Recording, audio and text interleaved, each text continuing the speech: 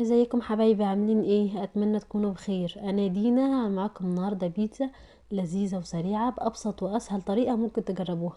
بمجرد ما تعملوها بالطريقه دي مش هتشتروها من بره تاني، بجد انضف واجمل من جاهزه بمراحل. وطبعا المخبوزات بالذات لما بتتعمل في البيت بتملى المكان دفى وبتخلي البيت كله مليان بركه، وبيبقى لها طعم مختلف جدا عن اللي بتجي من بره، وبتبقى طالعه من الفرن سخنه مولعه كده تنزل تدفي المعده على طول، حاجه كده ما شاء الله.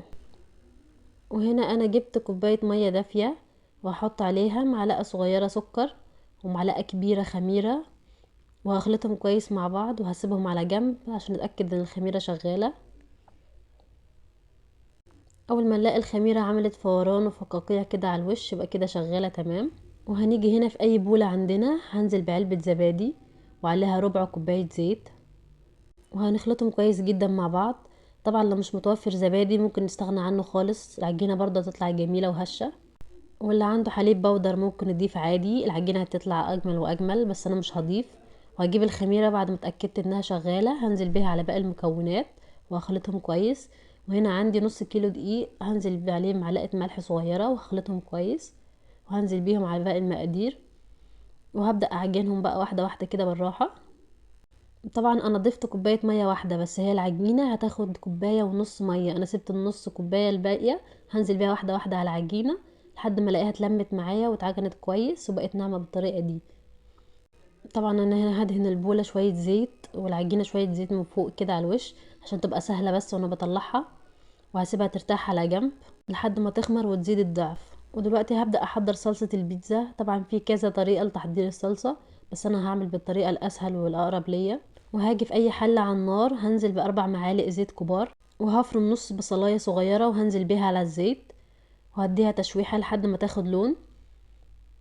وبعد ما تاخد لون ذهبي كده هنزل عليها بثلاث فصوص توم كبار مفرومين. وطبعا هنا البصل اختياري ممكن نستغنى عنها بس انا حطاها عشان تزود تطعيمة.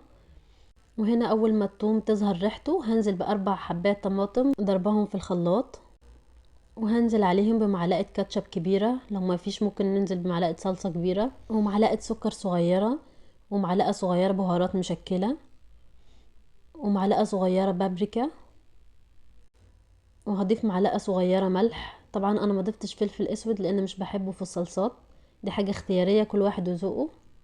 طبعا اللي حابب يحط بهارات تاني غير دول يحط عادي، وهسيبها تتسبك براحتها. ودي كده بعد ما الصلصة سبكت.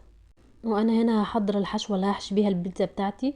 انا كان عندي شوية سجق ولحمة مفرومة، والخضار طبعا فلفل وطماطم وزيتون وبصل وجبنة موتزاريلا. انا هنا النص كيلو دقيق هعمل بيهم بيتزايتين، واحدة حجم عائلي كبيرة وواحدة صغيرة.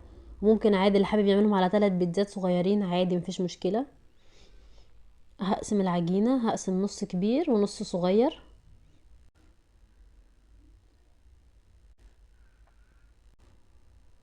وهنا هنيجي في اي صاج عندنا هندهنه زيت زيادة احتياط بس مش اكتر عشان البيتزا ما تلزقش في الارض. وهنبدأ نفرد اول بيتزاية عندنا في الصاج، وهجيب اي شوكة عندي وهخرمها بالطريقة دي كده عشان ما ترفعش معانا وهي بتستوي. وهبدأ ادهن الصلصة بتاعتي كده على الوش. طبعا حشو الجبنة الموتزاريلا دي بقى اذواق، كل واحد بالمتوفر عنده في البيت. انا حطيت الموجود عندي وقتها، بس عادي اللي مش متوفر عنده اي حاجة من دي ممكن يستغنى عنها خالص. وطبعا اللي مش متوفر عنده سجق او لحمة مفرومة او فراخ او اي حاجة تانية ممكن يضيف تونة، بتدي طعم جميل برضو. اهم حاجة ما نعقدش الامور على نفسنا، طبعا ظروف الناس كلها صعبة اليومين دول، فكل واحد على قد ما قدرته. فربنا يعيننا جميعا ويعدي الايام دي كلها على خير يا رب. وطبعا بعد ما اخلص تشكيل البيتزا هدخلها الفرن على اعلى درجة حرارة. انا دخلتها على 200 درجة، اخدت معايا تقريبا 10 دقايق. بس طبعا اللي عنده الفرن ما بتوصلش درجة حرارة 200 هتاخد وقت اطول شوية، يفضل يراقبها كل شوية من جنب لحد ما يلاقيها اخدت لون من الجناب. وطبعا لو لقيتوها ما خدتش لون كويس من فوق ممكن تولعوا عليها الشواية 5 دقايق. بس طبعا حاولوا ما تسيبوش البيتزا في الفرن كتير عشان ما تنشفش معانا والعجينة تتحرق مننا.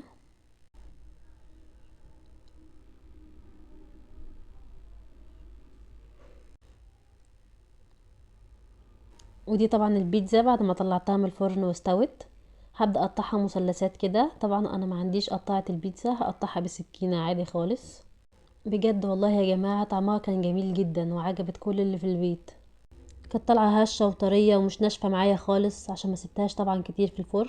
بجد والله يا جماعة اعملوا الحاجة في البيت هتطلع معاكم جميلة جدا، وهيطلع طعمها مختلف خالص عن اللي تجيبوها من بره، واحسن وانضف بمراحل كمان. وبكده اكون خلصت وصفتنا معاكم النهاردة. لو عجبكم الفيديو متنسوش تدعموني وتعملوا اشتراك في القناة ولايك وشير. باي باي.